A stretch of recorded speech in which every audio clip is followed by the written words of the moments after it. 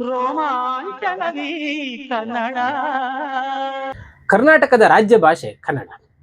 ಕನ್ನಡ ಜನರ ಮನಸ್ಸುಗಳನ್ನು ತುಂಬಿಕೊಂಡಿದೆ.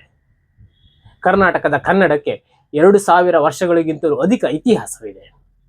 ಕ್ರಿಸ್ತಶಕ 450ರಲ್ಲಿ ಸಿಕ್ಕ ಹಲ್ಮಿಡಿ ಶಾಸನ ಮೊದಲ ಲಿಖಿತ ಶಾಸನ. ಕರ್ನಾಟಕಕ್ಕೆ ಪಂಪ, ಜನ್ನ, ರನ್ನ, ಪೊನ್ನ, ಕುಮಾರವ್ಯಾಸರಂತಹ ಕವಿಗಳ ಕಾವ್ಯದ ಸುವರ್ಣ ಯುಗ ಇದೆ. ಅಕ್ಕ ಮಹಾದೇವಿ, ಬಸವಣ್ಣ, ಅಲ್ಲಮ್ಮ ಪ್ರಭುಗಳ ವಚನದ ವಚನ ಕ್ರಾಂತಿ ಇದೆ. ಪುರಂದರದಾಸ, ಕನಕದಾಸರಂತಹ ದಾಸ ಪರಂಪರೆ ಇದೆ.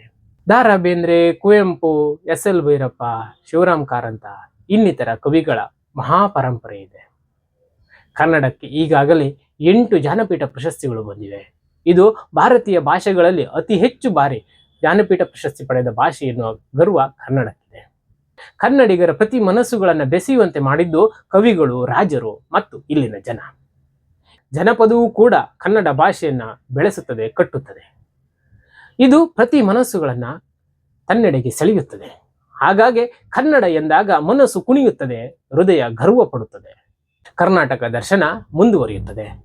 ನೀವು ನಮ್ಮ ಫಸ್ಟ್ ರಿಯಾಕ್ಷನ್ ಚಾನಲ್ ಅನ್ನ ಫಾಲೋ ಮಾಡಿ, ಲೈಕ್ ಮಾಡಿ, ಸಬ್ಸ್ಕ್ರೈಬ್ ಮಾಡಿ.